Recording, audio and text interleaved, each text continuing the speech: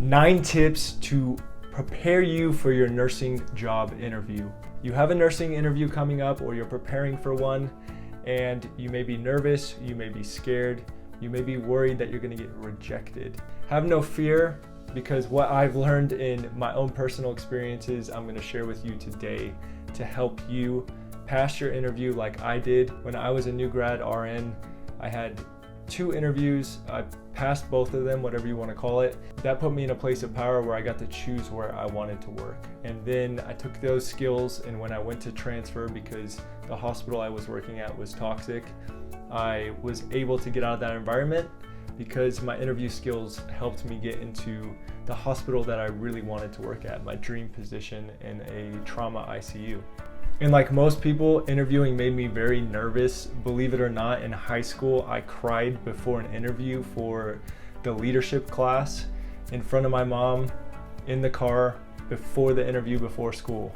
I was very scared, and I want to let you know that interviewing is not something that people are just inherently born with. Some people are charismatic, some people have strengths in communication, but naturally, interviewing is a skill set that you learn through practice. So don't freak out if it's your first interview, if it's your 50th and you're still nervous. You too can learn the skill set. So stick around to the end of the video, take some notes so you can best prepare for the interview and crush it. Let's dive in.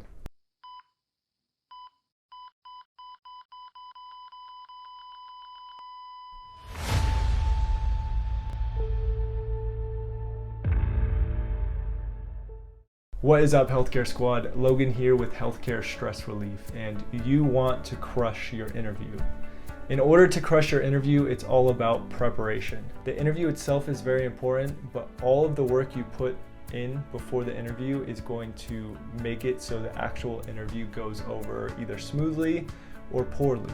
It's just like an exam in nursing. The amount of studying you do before the exam is what's going to get you the results on the test. And a quick disclaimer, your situation may be different than my own situation when I was going through interviews. You may be a brand new nurse, you may have 50 years experience, you may be broke and really afraid that if you don't get the job, you're going to be screwed. No matter what your situation is, if you follow the preparation tips, it's going to drastically increase your ability to outperform the competition and increase the likelihood that you're going to get the job. Enough of me talking, let's dive into the 9 tips. Number 1, connecting beforehand. Before you even apply to a place, is there somebody in your network that you know that can connect you to the manager? This can make it so the interviewing process is just screening to make sure you're not crazy. If somebody vouches for you and they know the manager and the manager likes them, you're way more likely to get in because that's somebody of mutual respect that respects you. So that is the key ticket. If you can use this method, you can connect with people on LinkedIn, you can connect with people on Facebook, you can build a relationship beforehand and ask, hey, can you connect me with this manager? And then you can have a conversation with that manager and just say, hey, I'm interested in looking in some places. I think I would be a good fit for your institution. Can you tell me more about it? And then if the manager's interested, or if they just want to give you the information, they will, but you already sent them a message on Facebook. So then when you go into the interview, oh yeah, we chatted on Facebook. They already kind of know you compared to all the other people who just sent in an application and they have no idea who they are. Now, if you don't have any connections at all, you're going to a completely new hospital in a different state, you don't know anyone, pick up the phone, call the hospital, have them transfer you to the manager. Oftentimes they'll be busy in a meeting, so try and find the time that they're going to pick up the phone. And if not, just leave a message. And if you do get a chance to talk to them, tell them your name, your credentials, and also empathize with them. Say, hey, I know you're probably really busy. Being a manager is crazy work. I don't know how you do it, and then explain your situation. And I think that I would be a great fit for your hospital. You want to position it as a win-win. You would be a great fit for their hospital to help them with X, Y, and Z. You don't want to say, oh yeah, I'm applying for this job because I need a job. You want to make it a win-win for them. It puts you in a higher position of confidence and power when you talk like this. A big issue I see with a lot of people before applying for an interview is they're worried that the manager has all the power. We need to come from a place of, I am screening them, and we'll talk about this more later. Number 2, know why you want to work for this company. What is the company's values? What is the company's mission? Now, despite what you may think about many hospitals, a lot of them will have these values and missions that maybe they don't completely follow. For you and your screening process, you should be asking yourself, is this an institution I actually want to work for? Is this an institution that follows their values and their mission?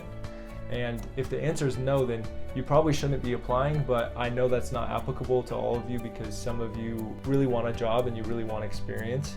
So you may not be in a position to say, oh, I'm not going to work for them just because their values don't completely align. But understanding where the company's coming from and knowing about the company, you can bring this up in your interview.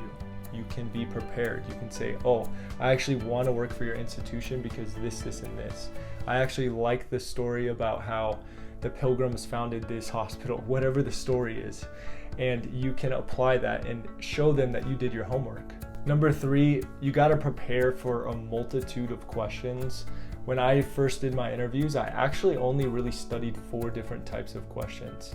And this was from advice from a mentor I had who was working at a hospital in California at the time. But basically, you want to have stories ready because oftentimes, especially if you're a new grad, they're going to ask you application questions. When did you run into a time where you had a difficult patient and how did you deal with it? What was the most difficult patient you ever had? When was the time you made a mistake? All of these questions I'm asking you, there's a bigger picture here. You want to show them what you learned from it, maybe how you made a mistake, and how you're self-aware. Some people, when they get asked these questions, they're really trying to butter it up and make it sound good. If you tell them, for example, I made a mistake in nursing school where I had messed up with some insulin. I don't remember the exact scenario, but it was an EMR issue. But at the end of the day, it was my fault because I trusted the EMR and I just messed up. And I had a preceptor who just trusted me and we had to file some paperwork and stuff. I explained that in my interview and I said, this is what happened. I made a mistake. I had to deal with the consequences, but I learned this, and this from what happened. And I became a better nurse because of it. That's what they want to see. They want to see that if you make a mistake, you're still going to come clean and you're going to tell them the truth. At least a manager with integrity is going to want to hire you because you have character, you have values. So remember that. Other questions that you're going to want to know for sure, your strengths and your weaknesses. When you are talking in your interview, you always want to cater it back to patient safety, advocation, all of the things you learned in nursing school, what makes a nurse. You really want to show that you care for the patients, you care for the job, and the passion that comes with you coming into this profession.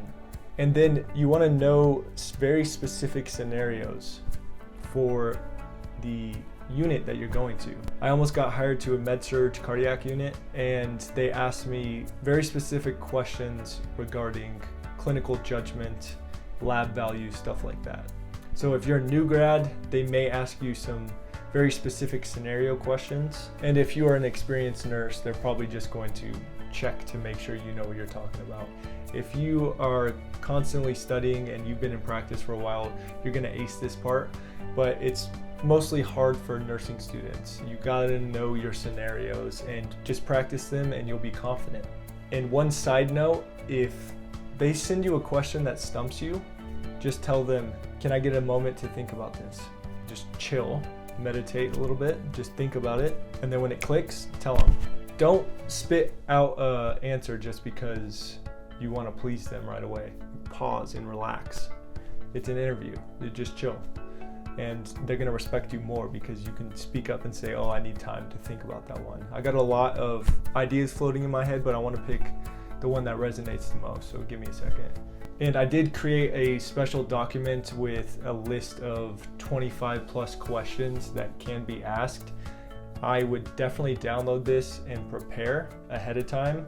It's in my free resource hub. I will put the link below in the comments section. Check it out. Number 4, this is going to set you apart big time. A lot of people aren't doing this. You got to have questions just ready to shoot back at them. At the end of the interview, oftentimes they're going to say, do you have any questions for us? You're going to say, as a matter of fact, I do. And you're going to already have a binder that you brought in that has all of your notes for all the questions that you prepared. I'm going to give you some questions to ask them, but I also want you to think about what you value in an institution. Like, what do you really want? I can give you the questions, but if they don't apply to your specific situation, then it's going to be a moot point to ask them. The key thing about asking them questions is it makes it look like you're interviewing them, and you are interviewing them. That's how your mindset should be. You want to make sure that they're a good fit for you and that your life is actually going to be better when working for this institution and not worse. So questions to ask, obviously ask about pay, ask about PTO, ask about holiday time, ask about the relationship between the unit, the nurses. How are the nurses acting with each other? Ask about the doctors, the doctor and nurse relationship together. Ask about if they have set scheduling. Are you able to plan a set schedule? This will drive you crazy if you get into the job and they don't have a set schedule and you wanted one. Well, you didn't ask in the interview. And another key tip, ask them to show you around the unit. And when you're walking around the unit, make note of the nurses and how they're acting with the manager. Are some of them running away when they see the manager going into a different room? Or are they like stoked to see them? If they're not stoked to see them and the manager kind of seems weird, like oftentimes managers will come and try and introduce you to the nurse. If they're not introducing you to the nurses, that's already a red flag. But some of them will act like they're all very civil because they want you to come in. Make note, does the staff interact well? If not, that's a red flag and probably not a place you want to work at because you will burn out if management is really bad. Ask the manager what attracted them to the hospital. Why are they working at the hospital? Did they just go there because, oh, a job opened up? Or I really like this hospital, I like the dynamic, or I saw some of the things that I wanted to change and I thought I could. Where are they coming from? And this brings me to number 5, mindset. You are the prize. I don't care if you don't have a job. I don't care if you don't have money right now. If you don't focus on the mindset that you are the prize, it's going to be rejection. I recently spoke on the phone with somebody who was telling me that they had just been rejected from 4 different interviews. And why did they get rejected? Probably because they're using words like rejection. When you are labeling not getting the job as a rejection, you're automatically saying like, I failed and that I'm not good enough. If I don't get a job, I don't call it a rejection. I say, oh, it wasn't a good fit. They didn't see my worth. They didn't see my value. I don't want to work for somebody like that anyway. You got to change the beliefs in the mindset about a rejection. It's not a rejection. On to the next one. You know your value, and if you don't, you got to start thinking about it. So prepare your mindset before. If you have a bad mindset, if you're afraid of getting rejected, I recommend affirmations and meditation. So analyzing your limiting beliefs. I'm afraid of being rejected. I'm afraid of getting denied. To no matter what happens, I will find a job. No matter what happens, I will work in the place that I want to work at.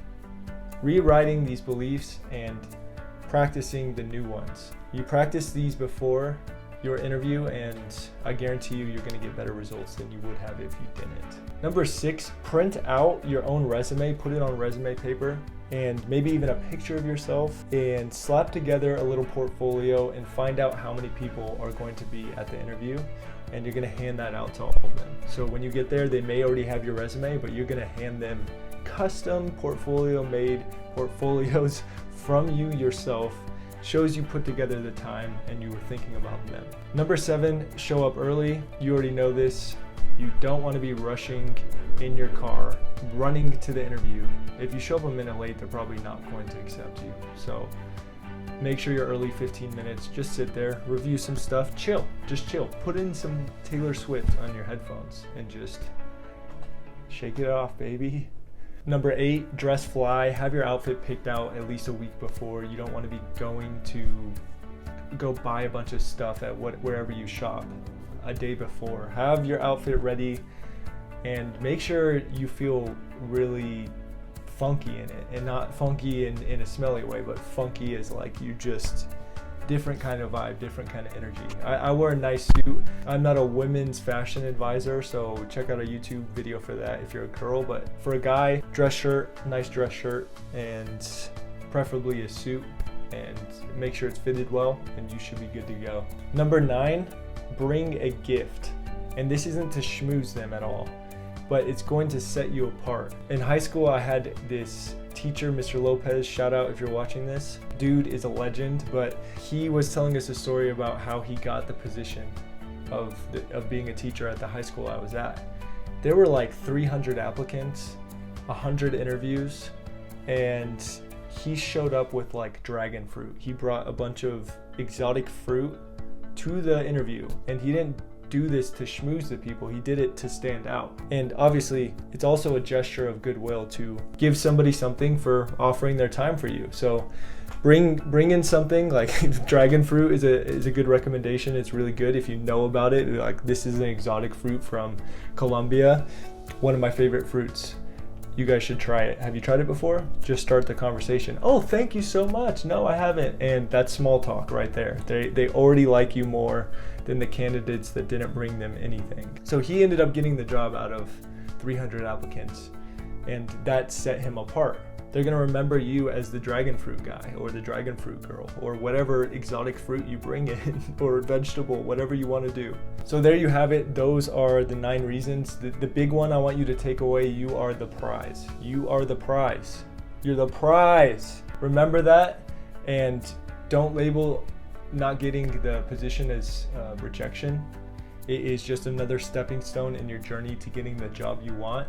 And if you do not get the job, they weren't a good fit for you. That's the mindset to have. And if you liked this video, go ahead and check out this video over here. I know it's going to help you out a lot if you are a healthcare worker or getting into healthcare.